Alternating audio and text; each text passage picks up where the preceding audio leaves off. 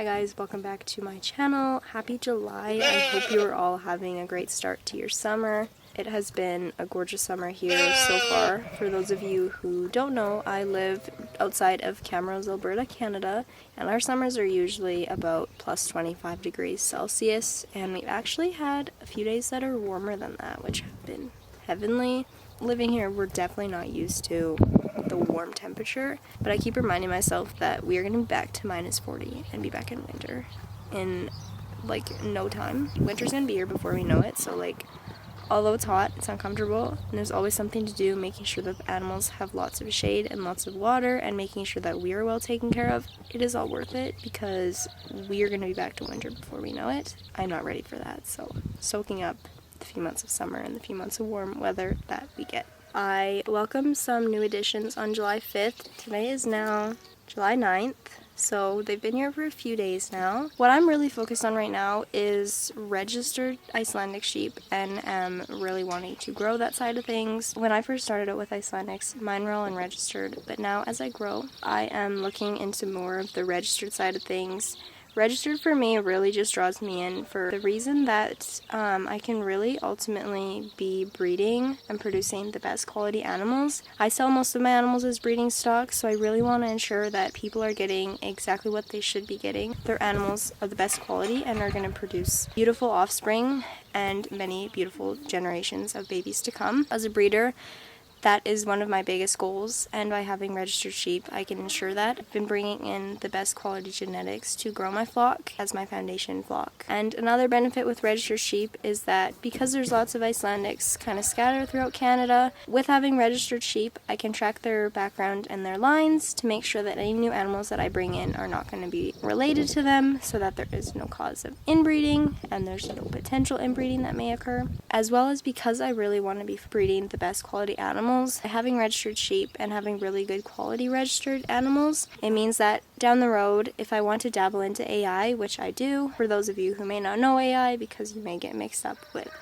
artificial intelligence, AI is artificial insemination. I would be importing semen from Iceland. Iceland, of course, has Icelandic sheep, and then I could have the option to ultimately get my ewes AI'd with that semen and then have really nice, beautiful offspring to grow my flock. A couple of really good benefits of registered sheep, but of course with that, you have to get going. With that being said, I brought in my first registered sheep from a few hours away in 2022. She would be 3 now. And then that same fall, I brought in 6 more ewes. Now I brought in another 3 ewes. The batch of 6 came from Vancouver Island, and this now batch of 3 also came from Vancouver Island, and they are from the same original flock, so they all come from background of Ultrea genetics. I'm probably saying it wrong, don't come at me for that, but they have Icelandic sheep out on the island. They have really beautiful genetics, so those are where most of my ewes are sourced from, or if they aren't sourced from them, they have lots of background with their genetics in them. These 3 ewes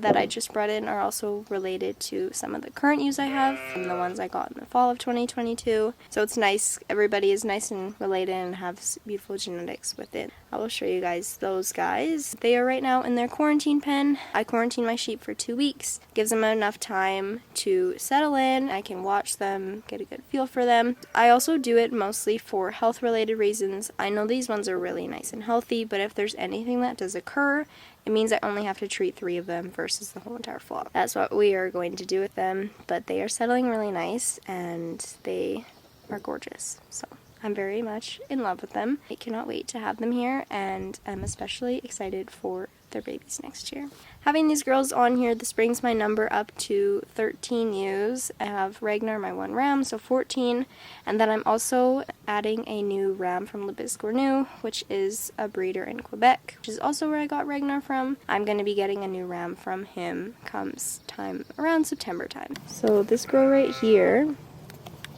that is Icy. Icy is Gwyneth's ewe lamb from 2022. I got Gwyneth in 2022, and this is the baby that she had that previous spring.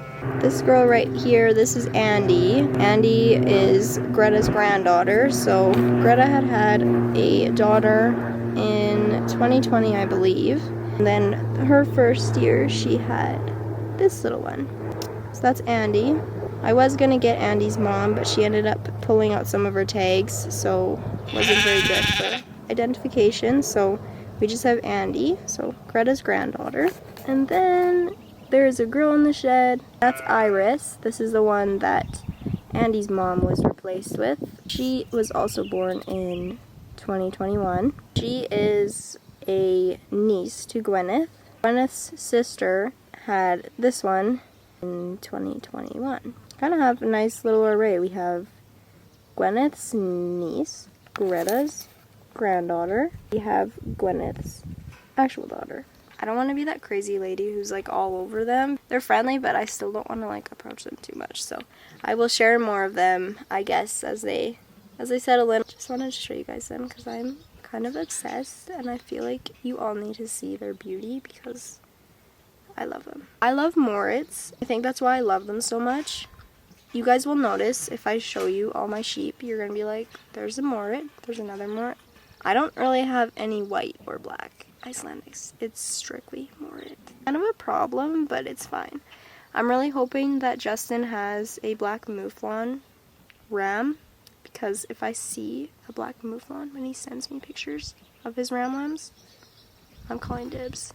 And he's gonna have lots of lovely babies here. Another huge change that I also wanted to add in this video is that I have decided to downsize my flock, and I'm not only selling my crosses, I'm also selling my Navajo churros. I started out with the churros, and they have been lovely to have here. Ultimately, with my flock goals and my plans in the future when I move out and have my own place, I've decided that I would like to just stick with the Icelandics and just grow the Icelandics. So I've made the decision to downsize and sell my churros. That means I am decreasing my numbers by 16. I have 16 animals that are my breeding stocks. Quite a big jump down in numbers. I will only be having 15 animals going into this fall. I haven't had 15 animals in a few years, but I'm looking forward to the change. I feel obligated to kind of like explain my reasoning for downsizing, just because I've had some people reach out to me because I have shared it on my social medias that I have decided to downsize. So I thought I would just kind of give an explanation, just because I feel like that's kind of needed, because it was very all of a sudden and kind of out of the blue. Ultimately, one of the big main reasons is that I don't know what the future looks like for me with going to school. I'm going to school this fall for dental assisting. I'm going to be away for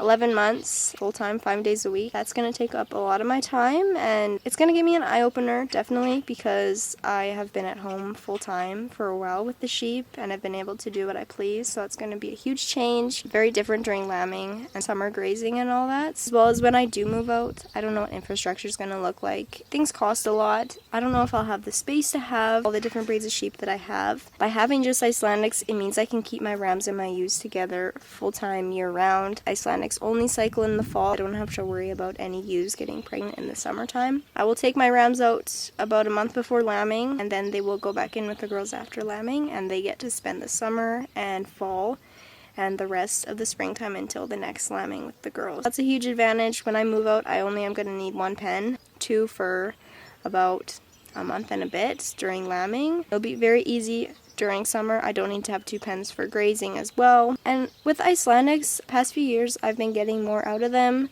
I haven't been milking anymore, just doing meat and wool and sheepskins and skulls. I have been processing a lot of my Icelandics and getting back their skulls, and I'm able to profit off of their skulls and their sheepskins as well. And for wool sales, find that I have found my people for Icelandic wool. Decided that that's more or less what I really want to focus on. Although I love my churros, I think that Icelandics are just going to make more sense for me, infrastructure-wise, future-wise, what it looks like for when I move out, because I don't know what the future holds, and just for what I can get out of them and what I can do. So that's kind of what has led me to my decision. It's hard, and I know some people may not be all for it on that, but personally I just feel like that's the best idea for me.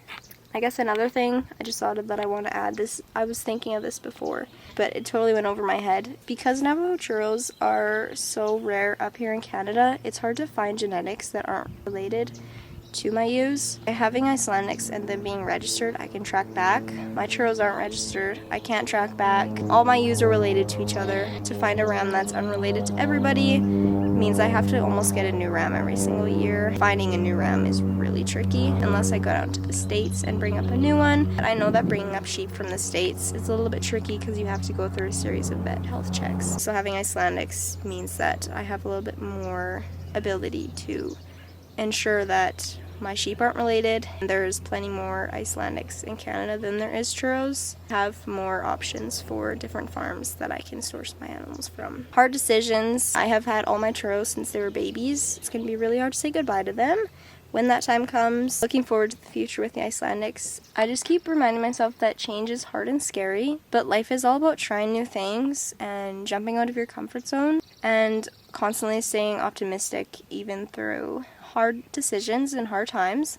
And ultimately, I'm grateful for every experience and opportunity that has led me to where I am today. And I continue to keep my mind open, just stay determined, and keep going. So that is kind of what has been going on here. I am planning to get some more content out for you guys this summer too. I know I have promised that, and I have been lacking. We are really trying to stay determined to keep getting content out because I love posting YouTube videos and I love sharing my knowledge with you guys. Expect more videos to come from me this summer. I'll be seeing lots of my face and lots of sheep this summer. I hope you guys have a great rest of your day, and I hope that you have been blessed with gorgeous summer weather your way. Thank you guys so much for watching. If you like this video, please make sure to like and subscribe. You can find me on all social medias at Prairie Shepherdess.